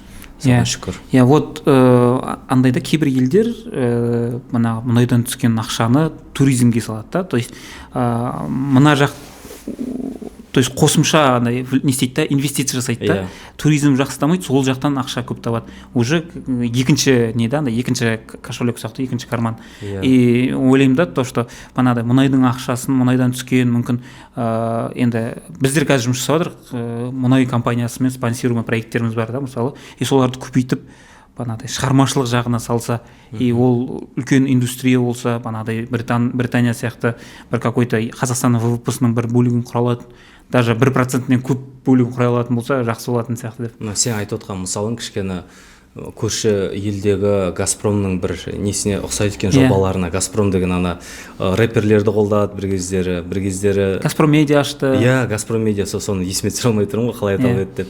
Сол сияқты білмеймін енді, Қазмұнайгаз медиа деген сияқты, немесе тағы да бірдеңе медиа деген ашылып, солар тікелей қолдау көрсетпесе, ол қаншалықты ол тиімді оларға. Иә, потому что мен байқаватырмын, бізде көбінесе финтех қолдап жатыр, нелерді, фестивальдарды. Финтех болғанда бана Каспий, там қандай банк еді? Жусан банк бар, солар қолдап жатыр да. Жусан банк, Каспий қолдайды, сосын банктерден бөлек өзің білесің, букмекерлік компаниялар қолдап жатыр, олар да кіріп жатыр. Солар кіріп жатқанда неліктен қазіргі таңдағы Қазақстанның негізгі локомотиві осы мұнай компаниялар неге араласпайды деймін да? Әлде оларға ондай нәрсе мүлде қажет емес па, түсінбеймін. Өзімді осы нәрсе тоже таңғалдырады. Иә, мысалы олар енді бана финтех компаниялар кіреді, оларға реклама керек, узнаваемость керек, даже Каспийге реклама керек емес сияқты ғой, бірақ оларға керек, потому что мына жақта жайлап нелер келатыр, халық банк келатыр, Жусан банк келатыр деген сияқты. Ол жақсы. Мұнай бізде білмеймін енді, бізде монополист емес сияқты да, жоқ, мұнай енді былай айтайықшы, бізде бір оператор бар, да, бір ірі оператор бар, Қазмұнайгаз деген. Қалған көптеген компаниялар плюс-минус Қазмұнайгаздың я дочкалары, я внучкалары да, орысша айта берейін осы жерде. Сондықтан ал Қазмұнайгаз, қателеспесем, олар самұрық қазына қарайды. Самұрық қазына ол енді фонд қой, үлкен мемлекетке тіке байланысты. Егер Қазмұнайгазды бір үлкен сондай бір оператор ретінде қарастырсақ, бұл бұл жерде Қазмұнайгаз бізде монополистер ішкі. Мүмкін оларға ондай қатты жарнамада қажет емес шығар. Енді мұнай компаниясын өнер адамдар жарнамалағаннан одан мұнайдың сатылымы көбеймейді. Ол бүкіл әлемдік деңгейде, үлкен жоғарыдағы деңгейде шешіп жатқан мәселелер. Бұл жерде Ирина Қайратовна келіп концерт қойып кеткеннен ол Чоның я Инсюсидің мұнайын көп адам сатып алады дегенге, көп адам емес, көп мемлекет сатып алады дегенге ықтималдық төмен. Сену қиындау. Ол да бар, дұрыс. Сол ойланып жүрген. Әңгімеңнің бір ортасы осыдан бір шамалы уақыт бұрын сен Сарайшық фест па, Сарайшық Сарайшық апгрейд туралы бастаған едің, онымен тез өтіп кеттің. Жалпы ол Сарайшық апгрейд не туралы, кімдер туралы, не ұйымдастырылады? Сарайшық апгрейд деген енді бізде Атырауда енді Қазақ хандығының астанасы болған Сарайшық қалашығы бар.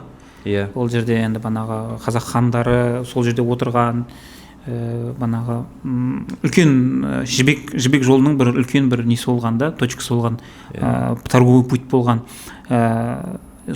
Қазір енді соның енді бренд қой, Атыраудың бренді ретінде қалыптастырамыз ғой оны.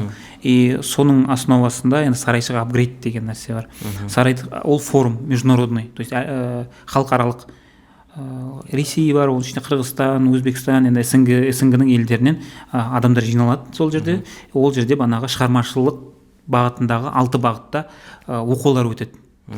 Музыка бар, кино, театр, IT, маркетинг, би. Ол енді одан бөлек те қырғын енді көп қой бағыттар. Осы 6-ы ең көп Атырауда қазір дауыс жинап тұрған. Осы бағыт бізге керек деп опрос жасаймыз, қандай бағыт керек деп, сол 6 бағыт жеңіп, сол 6 бағыт бойынша спикерлер шақырамыз. Қазақстан бойынша, кейбіру әлем бойынша банағы өздерінің весі бар, айтар нәрсесі бар, білімі бар адамдарды жинап, сол банағы 6 бағыт бойынша жиналған 300 адамды оқытамыз. Спикерлер арасында танымал кімдер бар? Бұл қашан шығады екен? Оған дейін айту. Болады ғой, кстати, афиша шықты ғой. Афиша шықты. Афиша бар, Молданазар бар, музыка бағытында. Еркебұлан Күрішбаев бар. Ғалымжан Молданазар, енді артист қазақстандық, Еркебұлан Күрішбаев, Ою фест, Ою лайф, соның продюсері, Қара фильмнің продюсері ол. Бұл енді музыка бағытында да, кино бағытында да әңгіме айта алады.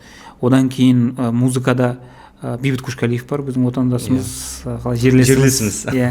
Сосын Еділжан Ғаббасов бар, тоже атыраулық композитор. И оны көп біле бермейді, көбі Атыраудікі екен біле бермейді, немесе Атыраудікілер оның кім екенін біле бермейді. Ол банағыдай кезінде Димашпен жұмыс жасаған, банағы А-студиямен жұмыс жасаған, Атыраудың мықты несі композиторы. Сосын не бағытында, маркетинг бағытында Ақсұлтан Қалиев бар, кім бар, Станислав бар, Дубинчик. Станислав Дубинчик ол OLX-тің экс-сеосы, то есть бұрынғы басшысы. Станислав сол. Ақсұлтан енді білесіздер, бұрынғы КВН ойнаған, қазіргі блогер, маркетолог. Подкасттарға көп шығып тұратын жігіт. Оның маған нелер ұнайды, рекламалар ұнайды, ол кәдімгідей вниманиеңді тартып алады кәдімгідей. Айтпақшы, ол Ақсұлтан ғой, шын мәнінде кәдімгідей андай Инстаграмдағы жеке рилдарды көп нәрсені қазақ тілінде кәдімгідей шығара бастаған алғашқылардың бірі. Юмор жақсы қолдана түсті. Сатира жағынан, не жағынан кәдімгідей мықты. Кинода бізде Айтөре бар, Жолдасқали. Айтөре, Шекерді түсірген, Ауру түсірді, шығады, сосын Токсик түсіріп жатқан сияқты сериал, супергеройлар туралы. Қазақстанда ондай бар ма бізде? Сол шығарып жатыр.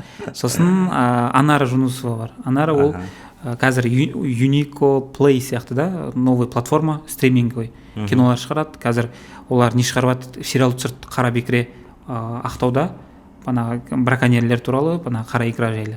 Ол бұрын қателеспесем сәлем social медиада жұмыс жасаған ол деп, соның продюсері, то ли сценаристі сондай. Сосын искусственный интеллект бағыты бар, қызық, соңынан қосылған. Жасанды интеллект. Жасанды интеллект, ол жерде бізде так Бақдәулет деген Бекжанов деген жігіт бар. Енді мен ол бағытта қатты жоқ, мен музыка жағынан көп танимын ғой енді. Сосын екіншісі кім еді? Мен ұмытып қалдым. Короче, несін салып жүрерміз. Иә, оны көрсетеміз. Афишасын салғанда былай ғой, сөзімді бөліп отқан әбетпе, қазір бізде бүгін 14-ші қыркүйек, түсірілім 14-і болып жатыр. Фест 23-і болады да. Форум 23-і 24-і болады. 23-24-і. Скорее всего, мына форум болғаннан кейін біз шығу мүмкін да, сондықтан айтқан нәрсең ешқайсысы бізде конфиденциалды не деп қорықпасаң болады. Ол әбден фест біткеннен кейін барып шығады да, дейміз сосын. Иә, жақсы өтті деген үміттемін. Жақсы өтті деген үміттеміз. Иә, бірақ енді жалпы мақсаты Қазақстандағы жергілікті атыраулық жалпы жастарды, шығармашыл жастарды соларға білім беру, олар ары қарата соны қолдану, қалай қолдана алады. Результаттар бар бізде, мысалы банағы кезең тобы туралы айттым ғой, біздің Кілеңқаптың сахналарында ән айтып өзінің ең бірінші фанаттарын жинап бастады. Потом Сарайшыққа олар қатысты, Сарайшықтан оны банағы Азат Абыкен деген қалай адам байқап қалды. Ол ана Юфест деген фестиваль бар, жыл сайын Астанада өтеді. Ю деген, сен деген ба? Юфест, иә. Соған алып кетті оларға, то есть оларға сонда өнер көрсетуге мүмкіндік берді. Сол жаққа шақырып, сол жақта 2 жыл қатарынан биыл 3-ші жыл шығатын болар деп үміттенемін. Соның арқасында ары қарата ол дамып, оюға кетті, басқа фестивальдарға шығып бастады. Сосын қателеспесем, банағы сол Титида Еркебұлан байқап ары қарата оюға алып кетті, Сарайшыққа қатысқан арқасында. Сарайшыққа кім қатысты? Бір кино бағытында бір қыз қатысты. Естуім бойынша ол қазір банағы келген спикердің қасында көмекші, сол жақта сол съемочный площадкада жұмыс жасап жатыр деп. Вот сондай результаттар күтеміз біз. Бана келген спикер өзіне де алып кете алатындай, мысалы, жақсы таланттарды байқап, Астанаға, Алматыға алып кетеді жергілікті таланттар дейсің ғой. Иә. Ал сені ешкім алып кетпей ма? Біз қорқам бар ғой, сені алып кететін сияқты осы Астанаға. Келеді, ұсыныстар келді, келген спикерлер. Өзің ойың қалай, жалпы Астана, Алматыдан жақсы ұсыныс келіп жатса кетуге қарсы емессің бе, әлде жоқ? Мен осы Атырау қаласында осы жақта өнерді көтерем, хабтарының жобасын әрмен қарай өрбуіне, жақсы проекттерді қолға алуға, сөйтуге тырысам деп өз ойың. Енді кетіп қолға болады, то есть мүмкіндік бар, типа ондай қатты үлкен нем жоқ, қалай груз жоқ менде да, кете беруге болады. Бірақ біздер енді әр адам өзіне алдағы 5 жылға, 10 жылға план қояды ғой. И сол план бойынша мен әлі кете алмаймын. Біздер бір кездері сол Атырауға бір нәрсе қалдырып кетейін, бір нәрсе жасап кетейін, бір нәрсе өзгеріп кетейін, ізін қалатындай деген өзім мақсат қойған болатынмын. И соны жайлап орындап келе жатырмын. Сол мақсатпен. Албай сені еш нәрсе байлап тұрған жоқ негізі Атырауда, яғни үйдегілерің жібермей, ондай жоқ па? Мысалы, жоқ, сен ошақта болуың керексің. Жоқ, ондай ештеңе жоқ. Кете беруге болады. Себебі мен жалпы өзің отбасылысың ғой? Иә, мен отбасым бар, бірақ отбасым үлкен емес, оларды бірге алып, қалай мобильный алып жүре беруге болады. Былай енді қазіргі жүріп жатқан жобаларым болмаса, былай басқа ұстап тұрған нәрсе жоқ. Енді банағы алған ответственностьтарым бар, енді гранттар бар, алған үлкен жауапкершіліктер бар. Соларды жасап, бір какой-то бір шарықтау шегіне жеткізіп, немесе менсіз жұмыс жасайтын бір какой-то деңгейге жеткізіп барып кете бере аламын деп ойлаймын. Ну, енді мен Атырауда енді болашағымды Атыраумен байлаймын. То есть мен Атырауда қартайғым келеді, Атырауда банағыдай ұрпақтарым жалғастырып, сол Атырауда болғым келеді, бірақ бана шетел көріп, ел көріп, жер көріп, мен өзімнің немді дамытқым келеді. Қалай? Навык, білім. Иә, өзің скиллдарыңды да? Иә, скиллдарымды дамытқым келеді. Көп жер көргім келеді, көп жобалармен жұмыс жасап қарағым келеді. Мен енді Кілеңқап музыкамен байланысты, бірақ мен музыкаға түк қатысым жоқ. Мен нота танымаймын, дауысым жоқ та. Маған енді бүкіл шығармашылық қызық. Жалпы сол мына қалай осы эко-әлем саған ұнайды, иә? Иә. А жалпы сен айтып жатсың ғой, мысалға Атырауда өзінің қарттық шағыңды өткізгің келеді деп. Сен ойынша сенің қарттық шағыңда Атыраудың жағдайы қалай болады екен? үлкен кісілерге жағдай жасала ма? Мен айтып тұрған себебім жалпы Атырауда көбінесе енді жастар ғой, жұмыс істеп келіп жатыр, басқа қаладан келеді. Бірақ мен ойымша үлкен кісілерге көп жағдай жасалмаған сияқты қаланың өзінде. Қаланың өзі ыңғайсыздау, қаланың өзі бағанағыдай урбанистика бойынша ыңғайсыздау, экология бойынша да ыңғайсыз. Мысалы, былай айтайықшы, Нұрсая 2008-де қалана бастады да, іргетасы. Қазір шамамен бір 20 жылға тақап қалды да Нұрсая пайда болған. Ал Нұрсаядан тіке мына Динаға дейін, вокзалға дейін әлі бірде-бір тіп-тіке барып тіп-тіке келетін тез-тез адамдар тасымалдайтын мен автобус байқаған жоқпын. Кейбір маршрутный автобустар бар, айналып жүреді, елді авангардқа барады, анда барады. Білмеймін, мынандай 14 сияқты, мысалы авангардта тұрсаң 14 деген былай-былай шұбырып жатыр. Неліктен Нұрсаяға сондай жағдай жасалмайды деймін да, кәдімгі өсіп келе жатқан үлкен кісілер мысалы такси көп міне бермейді, ол мойындау керек. Оларға ыңғайлы автотранспорт керек, оларға ыңғайлы тротуар керек, элементарно былай қарап отырсаң. Тротуар проблема. Освещение жақсы болу керек, жарықтандыру бізде үлкен мәселе Атырау қаласында.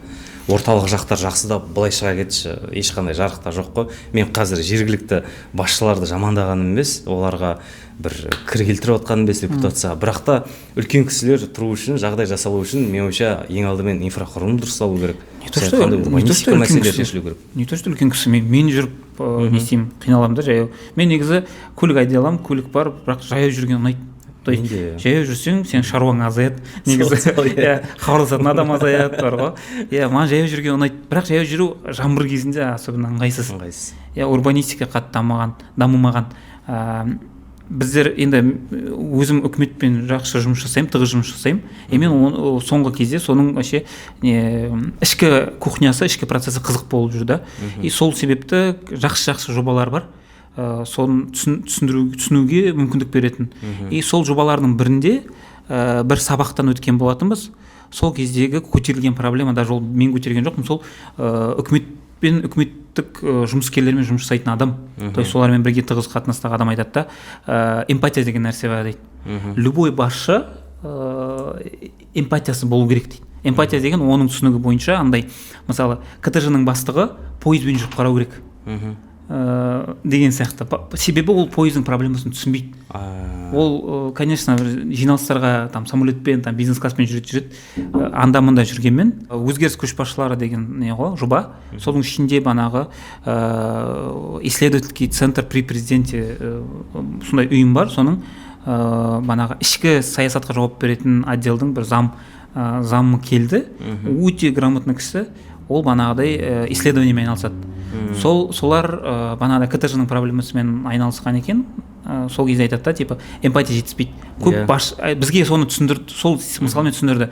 Егер сендер басшы болсаңдар, егер сендер государство болсын, немесе компанияда болса да, белгілі бір деңгейге өткен кезде сендерде сол жоғалады дейді, эмпатия. Сол себепті сендер өздерінің шығаратын продукттарыңды дәмін татып көру керексіңдер. Мысалы жолға жауап беретін, тротуарға жауап беретін адам жаяу жүру керек. Нұрсаядан бері қарата Динаға барып көру керек деген сияқты ғой. Қалай қиындық екен көргеннен кейін ғана ол банадай решение бере алады деп ойлаймын. Шынымен де солай. Мысалға біздің подкастымыздың 4-ші шығарылымында көру мүмкіндігі шектеулі қонағымыз болды. Сол қонағымыздың айтуынша андайда көзі дұрыс көрмейді да, сол себепті көптеген мәселелермен кездеседі қалада. Мысалы көптеген проблемалар туындайды да, жүрген кезде мысалы дорожкалер ыңғайсыз, мысалы қандай сары жолақ болады ғой, сары жолақпен бүйтіп бойымен келе жатасың, барасында скамейкаға түйісіп қаласың дейді бар ғой. Андай сонда мен ойлаймын да, енді ондай мәселелерді біз шеше алмағанда одан да үлкенірек мәселелерді сонда қалай шешеміз? Біз базовый нәрселерді істей алмай тұрық қой қаламызда.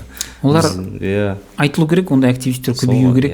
Мысалы коляскадегі адамдарға жақсы өзгерістер болып жатқанын білемін, потому что ол жайлы айтатын адамдар қазір шығып жатыр, олар көп. Мен мысалы кейде болады енді бір ғимараттар жоспарланған кезде совет сұрайды ғой, қалай болу керек, енді біздер креатив саласында болғасын, типа сендерге не керек деп сұрайды да, сол кезде мен бірінші байқайтыным доступны ма, и осы кісіге хабарласып сұрау керек деген сияқты сондай. Қалай өзім неме алдым, вооружение бар ғой, осы кісіден сұрау керек. мысалы доступны ма деген сияқты. Біздің қазір креатив хаб бар, мен мысалы ұяламын, потому что ол жер доступный емес ана коляскадегі адамға немесе көзі көрмейтін адамға деген сияқты. Бірақ алдағы уақытта соны дұрыстағым келеді. Біздерде как раз сол кезде сол сабақтың ішінде айтты, мына қазір зданиядан шығыңдар деді, көздеріңді байлап кіріп қараңдар деді. Иә. Кіріп қарадық, ыңғайсыз вообще, басым соқып алып, там дзеңді соғып алып, сөйтіп әрең кірдік та. И то біз көзімізбен бұған дейін 2 күн кіріп көрдік жерді білеміз, соның өзіне соғысып жатырық та. Олар мүлде көрмеген, білмеген адамдар, келіп көрмеген адамдар, оларға тем более қиын дейсіз ғой. Иә, алдында банаға фellowship бойынша Стамбулға барғандар, олар күшті музейге барған екен. Мана көзі көрмейтін адамдарға арналған музей. Сонда? Іші тас қараңғы дейді. Тас қараңғыда ішінде айтады да, типа кино көреді, там публичный транспортқа мінеді, там сол бүкіл көзі көрмейтін адамның бытовой өміріндегі нәрселермен кездестіреді. И сол кезде біз түсіндік дейді қаншалықты қиын екенін.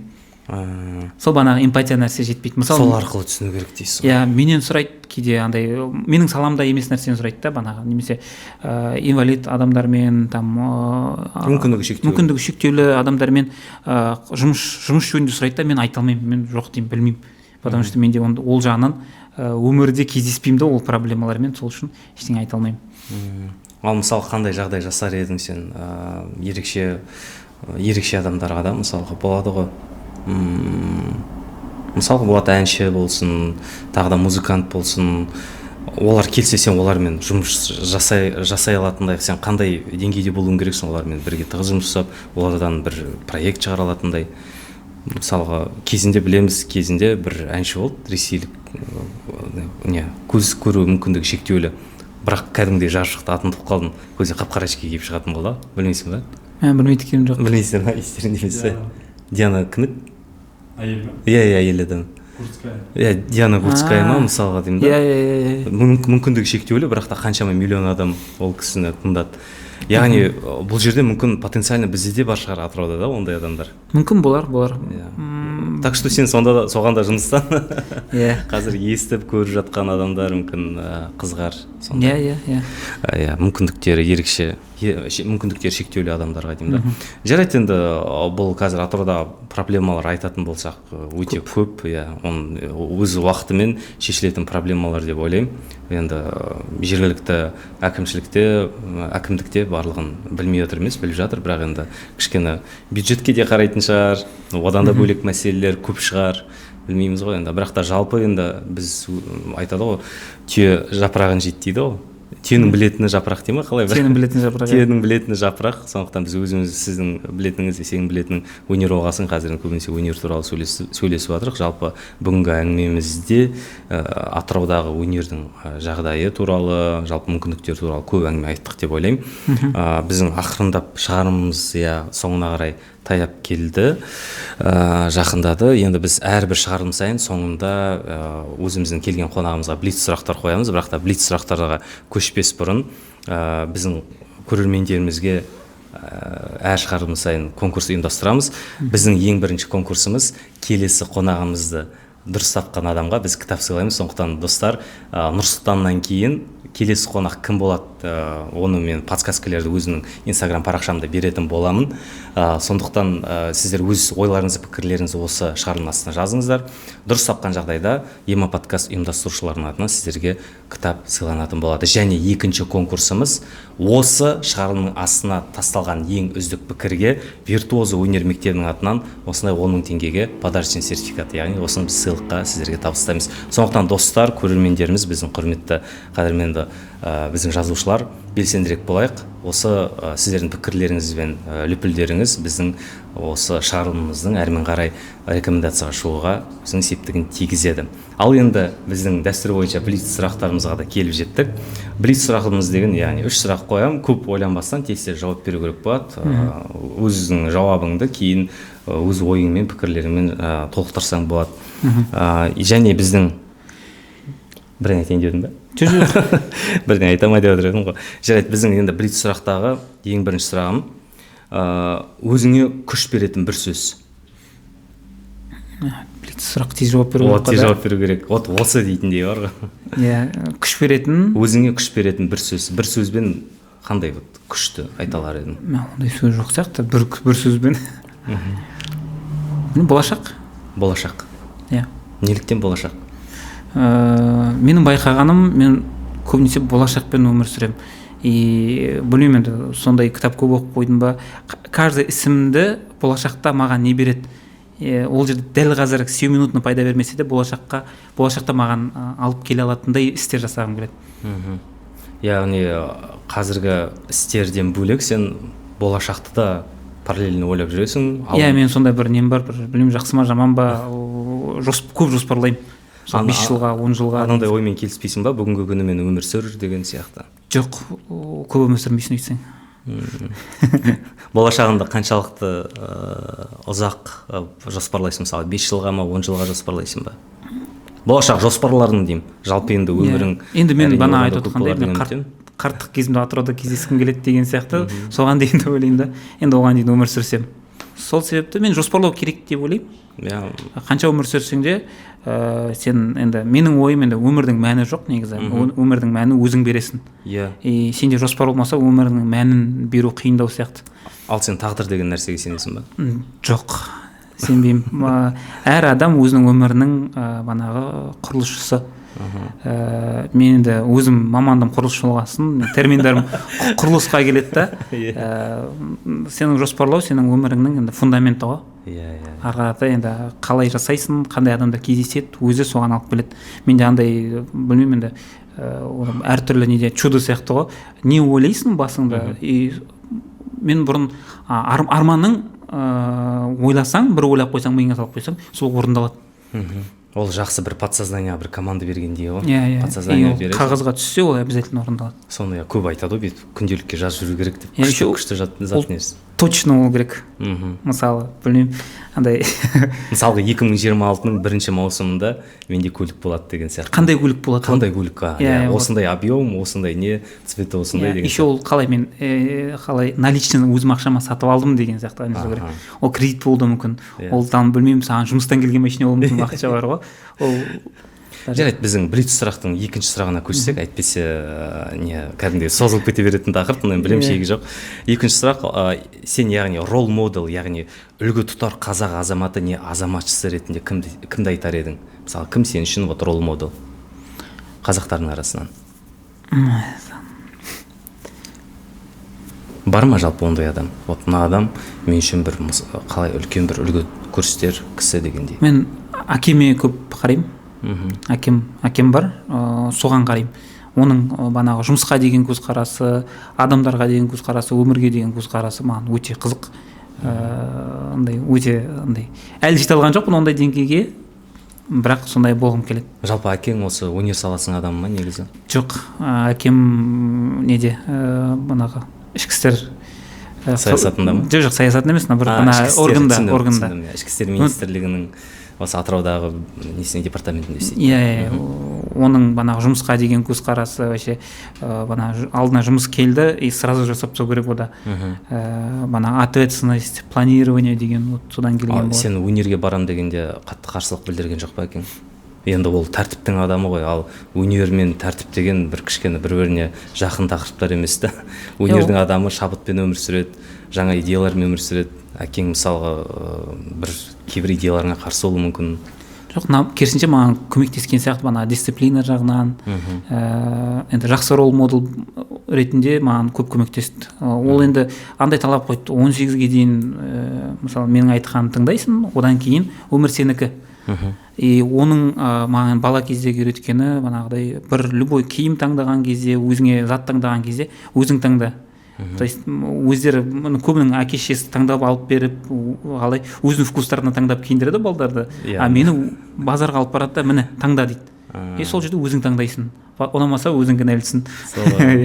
Жарайды, енді блиц сұрақтардың үшіншісіне көшсек, сонан кейін өзіміздің шағырымызды тәмамдасақ. Тестте жауап берсең болады. Атырауды 3 сөзбен сипаттасаң егер. 3 сөзбен. Атырау шығармашылық. Атырау қалай уют, қалай болады? Жайлылық. Сосын Атырау отбасы. Керемет. Не деген керемет 3 сөз. Рахмет саған көп. Шынымен де бүгінгі біздің подкастымыз Атырау сияқты жайлы болды деген ойдамын. осы келіп өз ойыңмен бөлісіп отқан үшін көп рахмет. Және ема подкаст ұйымдастырушыларының атынан біз әр шығарылым сайын сыйлық береміз. Осы жолы мінекей осы Әзілхан Нұршайықовтың «Ақиқат пен аңыз» деген Бауыржан Момышұлы туралы кітабы бар. Осын саған сыйлық ретінде табыстасам. Дәл, как раз менің әкем военный. Значит, не прогадал дейсің.